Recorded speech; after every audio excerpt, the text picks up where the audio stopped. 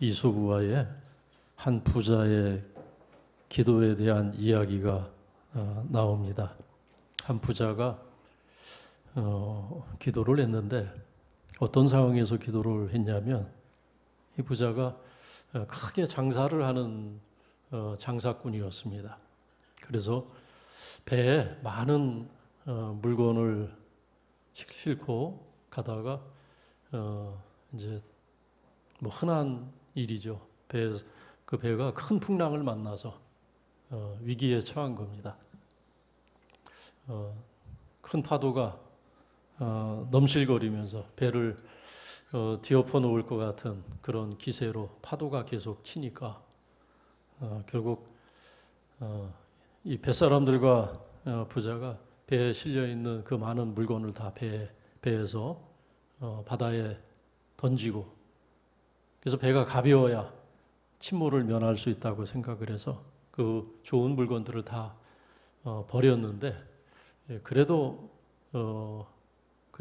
위기는 계속 되고 있었습니다. 계속 파도는 치고 위험은 점점 커지고 있는 상황에서 부자는 기도를 하는데 열심히 기도를 했다는 거예요. 열심히 손을 들어서 기도를 하고 목소리를 키워가면서 그렇게 기도를 합니다. 하나님, 내 생명을 건져달라는 기도를 하는 겁니다. 하나님, 내 생명을 건져주시옵소서. 내 생명을 지켜주시고 이 위기에서 나를 살려주시면 하나님, 제가 제 재산의 절반을 하나님께 헌납하겠습니다. 하나님께 드리겠습니다. 그것도 모자라면 전부라도 하나님께 드리겠습니다. 그러면서 하나님께 생명을 구걸합니다. 하나님의 생명을 지켜달라고. 그의 간절한 기도, 얼마나 귀한 기도입니까? 모든 사람이 똑같은 상황에서 위기에 처했다고 기도하는 것이 아니거든요. 그런 위기가 왔을 때 기도하는 것은 참으로 귀하고 중요한 일입니다. 계속 기도하는 거예요. 기도를 막. 그래도 파도는 여전합니다. 그러니까 계속 기도를 하는 겁니다. 끊임없이 기도를 하는 거예요. 막 더 큰 소리로 막 기도를 하는 거예요. 그렇게 기도를 하자 그의 기도가 끝나지 않자 배에 노를 열심히 짓고 있었던, 사투를 벌이면서 죽기 살기로 배에 노를 젓고 있었던 뱃사람 가운데 하나가 그의 기도를 중단시킵니다. 핀잔을 주면서 그의 기도를 막습니다. 이 노를 젓고 있던 이 뱃사람이 뭐라고 얘기하냐면, 기도하는 그 부자를 향해서 이 사람아, 지금은 기도할 시간이 아니고 지금은 노를 저어야 할 시간이야. 당신이 노를 젓지 않으면 당신 못 가지. 우리가 노를 져야 한단 말이야. 뭐 하는 거야, 이 사람아. 그러면서 이 죽기 살기로 길을 쓰고 노를 졌던 이 뱃사람이 기도를 하고 있었던 그 부자의 기도를 막았대요. 여러분, 이 부자의 기도 얼마나 귀한 겁니까? 기도 자체가 참 귀한 거고, 손을 들어서 소리를 내어서 기도하는 것, 그의 경건이라고 할 수 있지만은 때로는 그것이 기도가 다른 사람에게 불편을 줄 수 있다. 아니, 불편이 아니라 해를 끼칠 수 있다. 손해를 끼칠 수 있다라는 거예요. 이 뱃사람 입장에서는 지금 모든 사람이, 생존한 모든 사람이 그냥 정말 죽기 아니면 살기라는 식으로 노를 젓는데 집중하고 있는데, 그 거친 파도를 헤치면서 어떻게 해서든지 육지로 가기 위해서 다들 그냥 그 피지땀을 흘리면서 배를 짚고 있는데, 혼자 태연하게 한쪽에 무릎을 꿇고 앉아서 손을 들고 기도하는 것, 그거 자체만은 보면은 거룩한 거예요. 그거 자체만 보면 경건한 것입니다. 그런데 그의 기도의 문제가 뭡니까? 그의 기도에 왜 핀잔을 들었습니까? 그의 기도는 자기중심적인 그런 기도였다. 이기적인 기도였다라고밖에 이야기할 수 없는 것입니다. 그래서 우리가 기도할 때 우리가 어떤 내용으로 기도하느냐, 기도 자체도 중요하지만 어떤 내용으로 기도하느냐 우리가 한번 생각해 보아야 합니다. 열왕기상 3장의 말씀을 보면은 솔로몬이 다윗을 이어서 이스라엘의 왕으로 그렇게 등극을 하고 왕위 즉위식을 마치고 그가 첫 번째 했던 그의 일정 중에 하나는 뭐냐면 일천번제였습니다. 일천번제를 정확히 어떻게 한 것인지는 성경에 자세히 나와 있지 않은데 어쨌든 1000번 예배를 한 거예요. 1000번 예배를 하고 하루에 한 번씩 예배를 했는지 하루에 3번씩 아침, 점심, 저녁으로 했는지 하루에 만약 한 번씩 예배한 것이라면은 1000일이면 거반 3년이 예배에 집중했던 거예요. 3년을 기도하는 데 집중했던 겁니다. 그가 그럴 수밖에 없었던 것은 그 아버지의 뒤를 이어서 다윗의 뒤를 이어서 자기가 아직 세상에 대해서 아는 것도 부족하고 경험한 것도 미천한 청년의 때에 이제 청년에 불과한 자신이 왕이 되었어요. 얼마나 부담스럽겠습니까? 그래서 그는 하나님 앞에 기도하면서 1000번 예배를 하고 1000번 기도하기로 작정하면서 하나님 앞에 기도하면서 그가 하나님께 기도하고 간구하고 했던 것은 딱 한 가지였습니다. 어떤 거 구했습니까? 지혜를 구했다는 거예요. 이 많은 백성을 송사하는 일에 지혜를 주사 선악간에 분별할 수 있게 해달라고. 그래서 이 백성을 평안케 할 수 있는 그런 통치자가 되게 해달라고 그는 마음을 작정하고 1000번제를 드리면서 하나님 앞에 엎드려서 그런 기도를 계속했습니다. 그가 1000번제를 다 드리고 그런 기도를 다 하고 그가 일어섰을 때 하나님께서 이 솔로몬을 굉장히 기뻐하십니다.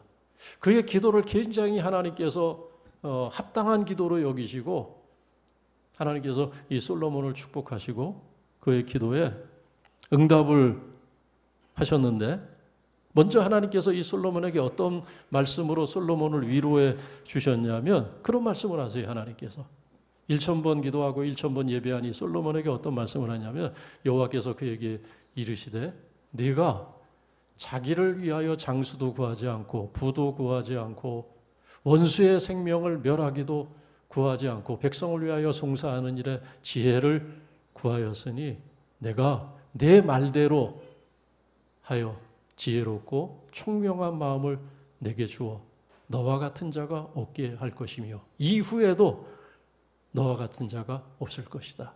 그런 말씀을 하세요. 하나님께서 이 솔로몬의 기도를 들으시고 하나님께서 엄청난 은혜와 축복을 솔로몬에게 부어주시지 않습니까? 그래서 솔로몬이 통치하는 40년 동안 그 아버지 다윗의 시대와 같은 평안이 이스라엘 땅에 있었어요. 그 백성들이 다윗 시대에 이어서 솔로몬이 통치하는 40년 동안 전쟁 없는 태평성대를 누리게 됩니다. 그리고 저들이 풍족한 땅에 뿌리는 대로 추수하는 그런 풍족한 소산을 얻으면서 이스라엘 백성들이 40년 동안 평안을 누렸습니다. 다윗에 이은 그런 축복이 있었던 거예요. 그런데 하나님께서 이 솔로몬의 기도를 들으신 결과라는 겁니다. 그런데 솔로몬 기도의 가장 중요한 부분, 하나님께서 솔로몬의 기도를 들으시고 크게 축복하신 그 비밀이 하나님 하신 말씀 가운데 있어요. 어떤 겁니까? 자기 자신을 위해서 구하지 않았다는 거예요. 하나님이 이 솔로몬의 기도를 듣자마자 하나님께서 마음을 여시고 마음껏 이 솔로몬을 축복해 주신 가장 중요한 단서가 뭐냐면 우리가 드려야 되는 기도, 우리가 하나님께 드릴 수 있는 최선의 기도가 무엇인가라고 질문했을 때 그 답의 단서가 그 말씀에 있어요. 자기를 위해서 구하지 않았다는 거예요. 자기를 위해서. 그리고 백성을 위해서 구했다는 겁니다. 백성을 위한 것이 무엇인지. 거기 어떤 자신의 부귀영달을 구하지 않았습니다. 자기의 영광을 구하지 않았습니다. 오직 백성을 선하게 통치할 수 있는 그 지혜를 달라고 그렇게 간절하게. 여러분 얼마나 그 간절함이 묻어나지 않습니까? 1000번제를 드린 거예요. 1000번제. 여러분 1000번 작정하고 기도하면 아마 천지가 개벽하는 역사가 우리의 인생 가운데 있을 겁니다. 근데 1000번 못 하잖아요. 40일도 못 하잖아요. 40일도. 1,000번을 했어요. 1,000번. 그런데 그 1,000번을 기도하면서 하나님이 이 솔로몬을 참 기뻐하신 것은 뭐냐면은 그의 기도에 자기를 위한 기도가 없었다는 거예요. 자기를 위한 기도. 그래서 하나님께서 기도를 들으시고 그가 구하는 지혜롭고 총명한 마음을 주셨다. 그리고 그것으로 끝난 것이 아니라 내가 하나님께서 이 솔로몬에게 하신 말씀 가운데 그 이어서 어떤 말씀이 이어지냐면 내가 구하지 아니하는 부와 영광도 내게 주어 너와 같은 자가 없게 할 것이다. 이스라엘 중에 너와 같은 자가 없게 할 것이다. 너처럼 부귀한 자가 없게 할 것이다. 너처럼 큰 영광을 얻는 자가 없게 할 것이다. 하나님이 그렇게 말씀을 하셨어요.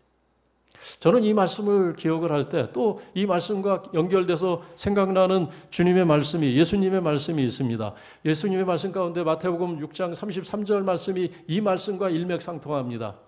주님께서 제자들에게 기도에 관해서 말씀하시면서 너희는 기도할 때 먼저 구할 것을 예수님께서 말씀을 하셨습니다. 먼저 구할 것 어떤 것을 알려주셨습니까? 먼저 그의 나라를 구하라는 거예요. 그리고 그의 의를 구하라는 것입니다. 이 땅에 하나님의 나라가 이루어지기를 그리고 하나님의 그 의로운 하나님의 그 공의가 이 땅에서 이루어지는 것을 너희가 구하라는 겁니다. 그리하면 먼저 구할 것을 구하면 그리하면 이 모든 것을 너희에게 더하시리라. 너희가 구하지 않는 것 그것까지 더하시다. 주님이 그렇게 말씀하셨는데 주님의 말씀에 그 좋은 예가 그 앞에 역사에 있었던 거예요. 그게 솔로몬의 역사입니다. 솔로몬의 기도가 그런 기도였어요. 그런 기도를 드렸던 것입니다. 그렇기 때문에 오늘 우리가 기도에 대해서 생각하면서 우리가 하나님 앞에 기도할 때 어떤 기도를 드려야 되는가? 만일 우리가 바른 기도를 드리지 못하고 엉뚱한 기도를 드리거나 혹시라도 또 다른 사람에게 해가 되고 다른 사람에게 피해가 되고 다른 사람에게 불쾌감을 주는 그런 기도를 반복적으로 하고 있다면 얼마나 그 안타까운 일이겠어요. 우리의 기도가 그냥 괴성이나 질러대는 다른 사람의 귓전을 때리는 공예와 같은 기도만 계속하고 있다면 그게 얼마나 안타까운 일이겠어요. 그런 기도를 1,000마디, 100마디, 10,000마디 하는 것보다 하나님이 기뻐하시는 하나님이 들으시는 한마디 기도하는 것이 더 가치 있는 일이겠다 싶은 것입니다. 아니 싶은 것이 아니라 그런 것 아니겠습니까? 바른 기도를 하자는 거예요. 바른 기도. 하나님이 연락하시는 기도. 하나님의 역사가 나타나는 그런 주님의 말씀에 합당한 그런 기도가 무엇이냐는 겁니다.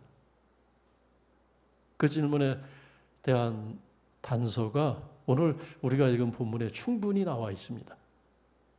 오늘 본문은 우리가 읽은 이 1장 15절부터 19절의 말씀은 바울의 기도입니다. 바울이 기도한 내용이 여기 기록이 되어져 있어요. 어떻게 보면 기도라는 것은 지극히 개인적인 것이고 은밀한 것입니다. 하나님 앞에 드리는 기도예요. 개인이 하나님 앞에 드리는 기도, 그것은 은밀한 것 아니겠습니까? 은밀한 것이기 때문에 또 은밀하게 기도해야 되는 줄로 압니다. 그래서 예수님께서 너희가 기도할 때 골방에 들어가 은밀한 중에 계신 하나님께 은밀히 구하라 그렇게 주님이 말씀하기도 하셨습니다. 그런데 그런 은밀한 기도의 내용을 오늘 바울은 굳이 지면을 활용해서 이 귀한 지면을 활용해서 여기에 그 기도를 자신이 드리는 기도의 내용을 공개하고 있습니다. 왜 그렇게 했습니까? 왜 개인적인 기도를 이렇게 공개를 하고 있습니까? 그것은 너희도 이렇게 기도하라는 겁니다. 에베소 교회 성도들을 향해서 너희도 나와 함께 이것을 위해서 기도하라는 거예요. 기도에 대한 교훈과 가르침을 에베소 교회 성도들에게 주고 있는 것이고 또 모든 교회들 가운데 너희도 기도할 때 이러한 기도를 드려야 하는 하나님이 들으시고 기뻐하신다는 것을 우리에게 알려주고 있는 것입니다. 오늘 바울의 기도 가운데 우리는 먼저 무엇을 보고 배워야 하겠습니까? 첫째는 바울의 기도는 이타적인 기도였습니다. 자기중심적인 기도가 아니었어요. 이기적인 기도가 아니었습니다. 오늘 이 바울이 하나님 앞에 드린 기도의 내용, 구절 구절을 읽어보면 자신을 위한 기도의 내용이 없습니다. 여러분 어떤 부분에서 바울이 자신을 위한 기도를 하고 있습니까? 자신을 위한 기도. 그런 부분이 눈을 씻고 찾아보아도 찾을 수가 없다는 것입니다. 바울이 지금 이 편지를 성령의 감동하심을 받아 기록하고 있는 그 순간에 그의 상황은 정말로 답답한 그런 수인처럼 그렇게 감옥에 갇힌 그런 생활을 하고 있습니다. 감옥에 갇힌 생활 얼마나 불편하고 얼마나 어렵겠습니까? 얼마나 필요한 것들이 많겠습니까? 부자유하고 답답한 것이 많은 그런 생활입니다. 그러나 그는 어떤 자신의 필요와 자신에게 없는 것을 위해서 자신의 부자유를 위해서 기도하거나 그것을 위해서 기도해달라는 그런 부탁을 한마디도 하지 않고 있습니다. 그가 오직 기도한 것은 오늘 말씀에 보면은 에베소 교회와 성도들을 위해서 기도하고 있습니다. 16절 말씀 보니까는 그가 기도할 때 생각한 것은 에베소 교회 성도들, 그들이 믿음을 잘 지키고 있다는 것, 그들이 서로 사랑하면서 모이고 있다는 것, 그 소식을 듣고 기도할 때 에베소 교회를 생각을 했어요. 기도할 때 에베소 교회 성도들이 생각이 났습니다. 여러분, 기도할 때 무엇이 생각이 납니까? 기도할 때 생각나는 것이 그것이 내가 사랑하는 것입니다. 기도할 때 내가 기도하게 되는 것, 그것이 내 마음속에 있는 것입니다. 오늘 바울의 기도 가운데 에베소 교회가 있고 에베소 교회 성도들이 있다는 것은 그가 에베소 교회를 그만큼 사랑했다는 것을 얘기하고 또 에베소 교회 성도들을 그만큼 귀하게 여겼다는 것을 말씀하고 있습니다. 오늘 나는 어떤 기도를 드리고 있는가 한번 점검해 보시기 바랍니다. 우리가 늘 기도할 때 그저 내 마음의 평안을 달라고 기도한다며, 그래서 우리가 기도할 때 늘 내 가정이라는 그 범주를 뛰어넘지 못한다면 우리는 얼마나 이기적인 기도를 드리고 있는 것인가. 이기적인 기도를 반복하고 있는 것입니다. 그렇기 때문에 우리는 사실은 하나님의 그 풍성한 약속된 은혜에서 어떻게 보면 점점 더 멀어지고 있는 것일 수도 있어요. 늘 그 자리를 그냥 맴돌고 있는 거예요. 우리의 기도의 지평이 넓어져야 되는데 우리가 늘 그 수준을 넘지 못한다면 주님께서 애초에 말씀하신 그 말씀에는 미치지도 못하는 겁니다. 먼저 그의 나라와 의를 구하라고 했는데 우리는 늘 무엇을 먹을까, 무엇을 마실까, 무엇을 입을까. 너희는 그것을 구하지 말라 그랬어요, 주님께서. 그것은 다 이방인들이 구하는 것이고 너희 천부께서 너에게 있어야 할 것을 아시느니라. 너희는 그거 구하지 말라는 거예요. 너희가 바른 기도를 한다면 너희의 필요를 하나님께서 왜 채우시지 않겠느냐. 우리는 요즘 큐티 말씀 순서를 따라서 이사야서 말씀을 읽고 있습니다. 이사야서 말씀은 하나님께서 이사야 선지자를 통해서 이스라엘 백성들에게 주신 큰 위기 앞에 있는 큰 국난을 겪고 있는 유다 백성들과 예루살렘 거민들에게 주신 말씀입니다. 우리가 그 말씀을 읽고서도 그 말씀을 큐티하면서도 엎드려 기도하면 그냥 자기 자신을 위한 기도예요. 자녀들을 위한 기도도 해야 되죠. 그리고 마음의 평안을 위한 기도고 그 엄중한 말씀을 읽어놓고서도 하나님의 말씀을 너무 경홀히 여기는 것입니다. 하나님의 말씀을 우리가 읽었다면 그것은 한 나라를 위한 말씀이고 왕들을 위한 말씀이고 지도자들을 위한 말씀인데 그 말씀을 받고서도 기도하면은 그 말씀은 온데간데 없고 그리고 늘 우리의 발목을 붙잡고 있는 문제들 거기에서 헤어나지 못한 채 똑같은 기도를 반복하면서 한 번도 나라를 위해서, 국가를 위해서, 세계 선교를 위해서, 교회를 위해서, 남들을 위해서 기도하지 못한다면은 우리는 기도의 지평을 넓혀야 할 때가 되었다는 것입니다. 오늘 그 말씀을 하고 계신 거예요. 기도는 중보기도가 돼야 돼요. 중보기도는 뭡니까? 중보기도는 타자를 위한 기도입니다. 교회를 위한 기도고 나라를 위한 기도고 지도자들을 위한 기도고 성도들을 위한 기도. 그런 기도를 드리라는 겁니다. 그리고 두 번째 바울의 기도의 또 다른 특징은 뭐냐면 감사로 드리는 기도를 하고 있습니다. 오늘 말씀을 보니까는 16절 말씀 보니까는 내가 기도할 때 기억하며, 내가 기도할 때 에베소 교회를 기억하며, 그리고 너희로 말미암아 감사하기를 그치지 아니하고.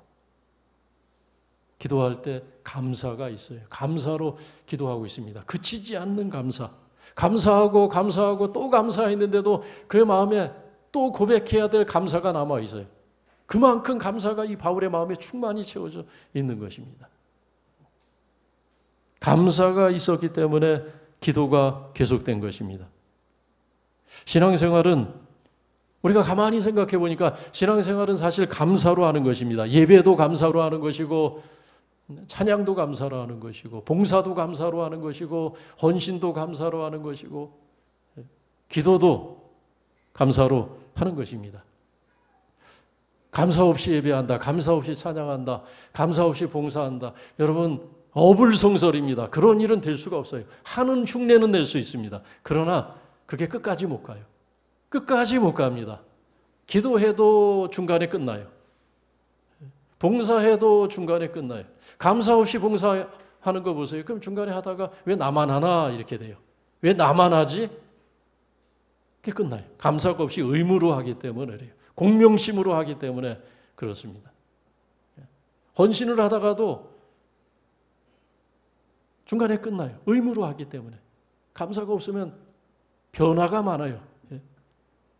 하늘과 땅바닥을 왔다 갔다 합니다. 오르락내리락 하면서 변화가 많아요. 이 감사가 없으면 있는 것 같으나 없고, 큰 것 같으나 아무것도 없는 그런 것을 우리가 보게 됩니다. 신앙생활은 감사로 하는 것이다. 어떤 사람은 기도할 때 원망함으로 화를 부리면서, 성질을 부리면서 기도한다면 그게 어떻게 되겠습니까? 요나 같은 사람이 그런 사람이에요. 요나는 기도하는데, 하나님 앞에 기도하는데 성질을 부리면서 기도해요. 성질을. 요나서 읽으면 참 기가 막힌 사람이에요. 그 요나 얘기가 있는 거 보니까 우리가 그럴 수도 있는 것 같아요. 어떤 순간에 왔을 때. 막 내 뜻대로 되지 않으면 성질을 부리면서 그냥 악을 쓰면서.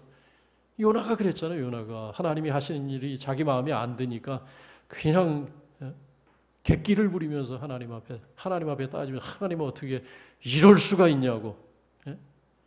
하나님이 정말 공의로우신 분이냐고. 이 백성이 멸망해야지. 이 니느웨 백성들이 무슨 하나님과 무슨 상관이라고 하나님의 구원을 받고 용서를 받을, 이들이 이 자들이 한 일이 뭔데 벌을 받아도 마땅하지 않고 그냥 이 지구상에서 사라져야 될 백성인데 무슨 이 하나님 이 백성을 구원하시겠다고 이 백성에게 가라고 하십니까? 나 못합니다 그러면서 막 따지면서 차라리 내 생명을 거두어 주옵소서. 나 죽어도 못 갑니다. 아니 거기까지 가놓고도 또 그래. 그러니까 그 고생을 해요. 그러니까 물고기 뱃속에 들어갔다 나왔다 하고 물속에서 죽었다 살았다 하고 그냥 인생이 괴로워요. 그냥 순종하고 조용히 가면 되는데 자기 생각대로 안 되면 그냥 자기 성질대로 하다가 상처뿐인 영광을 얻어도 상처뿐인 영광, 구원을 받아도 아주 초라한 구원을 받고 마는, 이 감사가 없으면 그렇게 됩니다. 감사가 있으면 아무리 작아도, 아무리 작은 봉사를 하고 작은 헌신을 해도 그게 결국은 열매를 맺고 빛을 보게 되는 것입니다. 저는 어린 시절을 아주 작은 시골 동네에서 성장을 했습니다. 시골에 있는 교회, 시골에 있는 초등학교, 거기서 어린 시절을 보냈어요. 지금 생각하면은 정말 도시하고는 상관없는, 어렸을 때는 몰랐는데 나중에 세상에 나와서 커서 서울에서 생활하다 보니까 야, 내가 살던 세계가 참 좁은 세계였고 참 초라하고 보잘것없는 그런 세상이었구나. 모든 것이 부족하고 모든 것이 없는 것 같고, 교회를 가도 교회가 초라하고 가난하고, 교회 목사님도 정말 세련되지 못하고 무슨 학식이 많은 분도 아니었고 세상을 많이 아는 분도 아니었어요. 보니까 전도사님도 그렇고. 그러나 제가 경험한 세상 속에서 그 어린 시절에 뒤늦게 알게 된 거지만, 제가 성인이 되어서 세상을 살면서, 아니 목사가 되어서 목회자로 살면서 제게 필요했던 지식과 지혜와 능력과 또 영성, 하나님을 아는 지식, 그것을 내가 어디서 배웠을까? 물론 신학교를 나왔지만 신학교에서 그 수많은 시간을 머물면서 강의를 듣고 기도를 하고 그곳에서 많은 사람들, 많은 앞서간 선배들을 만나면서 많은 것을 배운 것 같았지만 그러나 그것은 굉장히 미미한 것이었습니다. 정말 중요한 것은 제 인생에 제 가슴에 남아있는 중요한 교훈과 지식과 지혜들은 제가 경험했던 어린 시절 그 시골에서 다 얻었다는 것을 저는 나중에 알게 되었습니다. 아, 그 시골, 그곳에서 내가 다 배웠구나. 어떤 사람이 그런 책을 썼잖아요. 내가 필요한 것은 다 유치원에서 배웠다. 정말 그 얘기가 맞는 것 같아요. 어린 시절 다 경험한 거예요. 그 교회에서 하나님을 어떻게 섬겨야 되는지, 하나님이 어떤 분인지, 어떻게 교회를 섬기는 것인지, 그곳에서 만났던 분들을 통해서, 경험들을 통해서 다 얻게 되었다. 그런 생각을 합니다. 어렸을 때 저희 어머니, 그 당시는 뭐 내가 무슨 부모님께 얻은 것이 있나, 물려받은 것이 있나 생각을 했지만, 그러나 저희 어머님은 한 가지, 제가 신앙생활하면서 한 가지 제가 배운 것이 있어요. 그 뭐냐면은 매주마다 감사헌금 드리는 거. 가난한 삶에 많은 헌금은 드리지 못했어요. 제가 지금 생각하니까 아마 1,000원짜리였던 것 같아요. 이거 지금 한 30년, 아니 40년, 50년 전 이야기죠. 1,000원짜리 지폐. 토요일 되면 그 무쇠덩어리 같은 다리미 있어요. 요즘 같은 그런 그 산뜻하고 아주 깔끔한 그런 다리미가 아니라 그런 다리미로. 그 1,000원짜리를 다리는 거예요. 주일날 헌금 드리시려고. 근데 그 1,000원이 얼마나 큰 돈인지 제게는, 여러분 시골에서는 돈이 현금이라는 것을 볼 수가 없어요. 추수기 되어야 가을에 곡식 추수하고 탈곡을 하고 그리고 방앗간에서 그것을 찧어서 쌀을 만들고 그것을 농협에서 수매를 해야 그때 이제 현금을 만져보는 거예요. 그 현금 가지고 1년을 버티고 사는 겁니다. 돈이 귀해요. 제가 어렸을 때 용돈 받아본 경험이 없어요. 용돈. 저 1,000원을 나한테 주면 내가 요긴하게 사용할 텐데 어머님은 그 1,000원을 늘 교회에다가 주일마다 드리는 거예요. 야, 저거 참 아깝다. 저거 누구 손에 들어가나? 교회 목사님 손으로 들어가는구나. 내가 목사다 해야 되겠다. 그러면 어머님이 드린 거 다 내가 수금할 수 있겠지. 그런 생각으로 목사가 된 것은 아닙니다. 어떤 사람들은, 교회 밖의 사람들은 성도님들이 헌금 드린 게 다 목사 호주머니로 들어오는 것으로 생각을 해요. 그렇게 생각을 하는 사람들이 종종 있어요. 그런데 그런 감사하는 마음. 어머님이 늘 가난한 그런 시골 살림이었는데도 한 번도 불평하는 걸 전 보지 못했어요. 한 번도 얼굴 찡그린 것을 저는 어머님한테 보지 못했어요. 그래서 어렸을 때 내가 가난하다는 생각을 해본 적이 없어요. 정말 그래요. 근데 나중에 보니까 이게 가난한 거예요. 근데 가난한 줄 모르고 컸어요. 가난한 줄.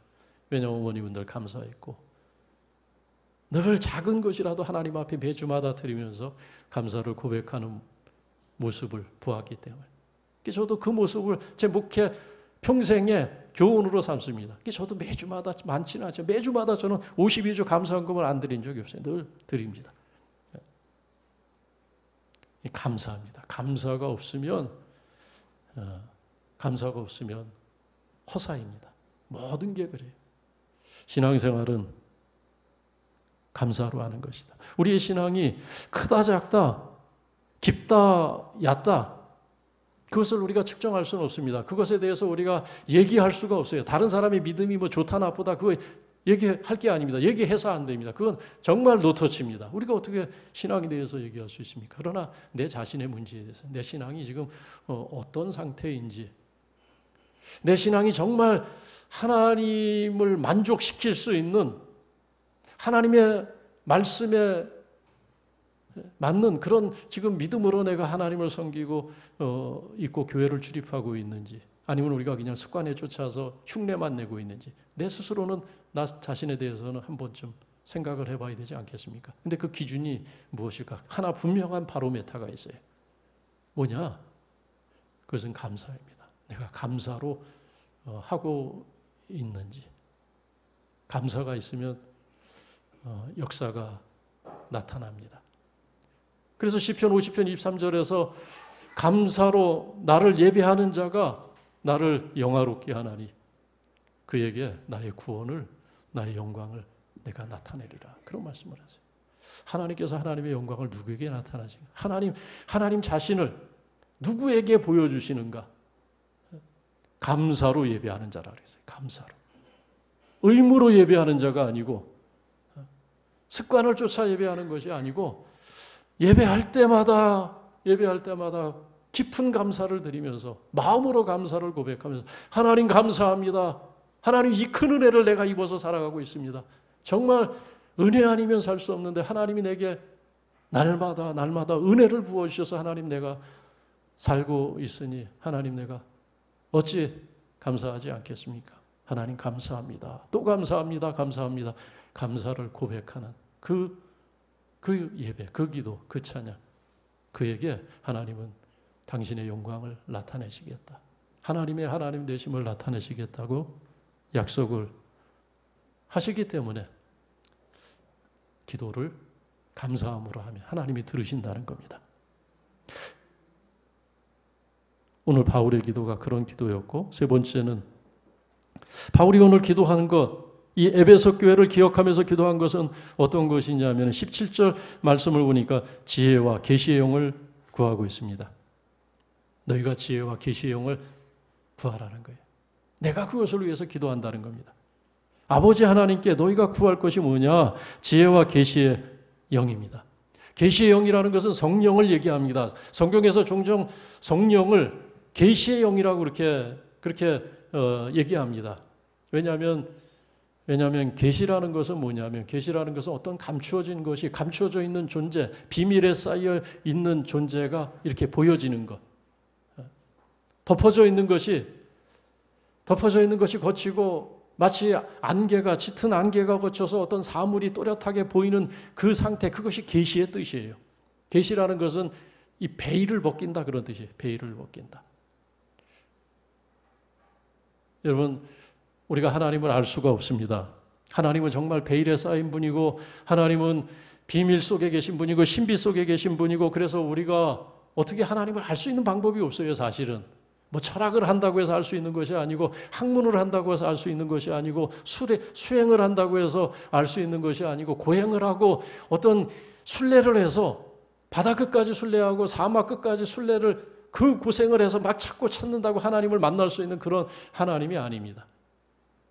하나님은 너무나 우리로부터 멀리 계시는 절대자시고 초월해 계시는 그런 하나님입니다. 근데 그런 하나님을 오늘 우리가 안다. 그런 하나님을 우리가 만났다. 그런 하나님을 우리가 알게 됐다. 그것은 어떻게 가능한 일입니까? 바로 계시의 영, 하나님의 성령이 우리 가운데 오셨기 때문에 그래요. 하나님이 그 성령을, 하나님의 영을 우리에게 주셨기 때문에 우리의 마음의 눈이 밝아져서 하나님을 보는 것 같이 아는 것이고 하나님의 역사를 손으로 만진 것처럼 우리가 이해할 수 있게 된 것입니다. 그러니까 우리가 하나님을 믿는다. 우리가 예수를 믿는다. 하나님을 안다고 하는 것은 이미 하나님의 성령, 계시의 영이, 비밀한 것을 들춰내는 하나님의 성령이 내 마음속에 운행하시는 것을 얘기하는 것, 내 마음속에 역사하시는 것을 말하고 있는 것입니다. 그래서 오늘 말씀해 보니까는 지혜와 계시의 영을 주시기를 구하는데 그러면 어떻게 되느냐? 하나님의 성령이 우리 가운데 임하셨을 때 가장 분명하게 나타난 역사가 뭐냐? 하나님을 알게 된다는 거예요. 하나님을. 신비 속에 계신 그 하나님, 베일에 쌓여 계신 그 절대자 하나님을 알게 된다는 것입니다. 그리고 그 하나님을 아는 것, 하나님을 안다는 것이 어떤 것인가? 더 구체적으로는 세 가지를 아는 것을 말합니다. 세 가지 아는 것. 18절에서부터 나와 있죠. 뭡니까? 소망. 소망을 아는 것입니다. 우리의 인생의 소망이, 우리가 붙들어야 될 소망이 무엇인지. 욕망이 아니라, 정욕이 아니라 우리의 삶을 우리가 감옥에 있든 고난 앞에 있든 어떤 도전 앞에 있든지 우리의 삶을 흔들리지 않고 끊임없이 우리가 예배자로 살아갈 수 있게 하고 감사를 고백하면서 살아갈 수 있는 우리가 붙들어야 되는 그 참된 소망, 그 소망을 알게 된다는 것입니다. 그리고 기업, 하나님의 선물. 기업은 하나님의 선물을 말해요. 하나님의 백성들에게 약속하신 하나님의 선물. 이스라엘 백성들에게는 가나안 땅이 하나님의 기업, 저들에게 주신 기업이었습니다. 이스라엘 백성들은 광야 생활 중에 그 기업을 알지 못했어요. 분명히 그 가나안 땅을 기업으로 주셨지만은 그것을 망각하고 잊어버리고 놓치게 됩니다. 그래서 불평하고 원망하다 광야에서 망한 거예요. 그래서 성경은 너희가 저들처럼 원망하지 말라. 능력, 하나님의 능력을 알게 된다는 거예요. 하나님의 능력이 얼마나 큰 능력인지, 얼마나 위대한 능력인지 그 능력을 알게 된다는 거예요. 하나님 안다는 것은 뭐냐면 그분의 능력을 아는 걸 말해요. 그리고 그분 하나님께서 우리에게 주신, 우리 모든 성도들에게 공통적으로 주신 기업이 있고 우리 각자에게 주신 기업이 있지 않겠습니까? 목사는 목사에게 주신 기업이 있습니다. 장로님들은 장로님들에게 주신 기업이 있습니다. 권사님들은, 집사님들은 우리 각자에게 주신 다 기업이 있어요. 그걸 알아야 돼요. 그걸 붙들지 못하면 힘들어지는 겁니다. 이스라엘 백성들이 왜 광야에서 그렇게 엉뚱한 소리하고 그렇게 구원도 받지 못한, 하나님의 은혜를 받지 못한 백성들처럼 그렇게 흔들렸습니까? 저들에게 주신 하나님의 분명한 기업을 저들이 붙들지 못했기 때문에 그랬습니다. 하나님을 안다는 것은 하나님이 우리에게 주신 기업을 붙들고 있는 것을 말합니다. 그것을 안다는 것입니다. 그리고 우리가 우리의 삶의 기둥이 되는, 우리를 정말 기둥처럼 우리의 삶을 지탱해 주는 그 소망, 그 소망을 아는 것을 말합니다.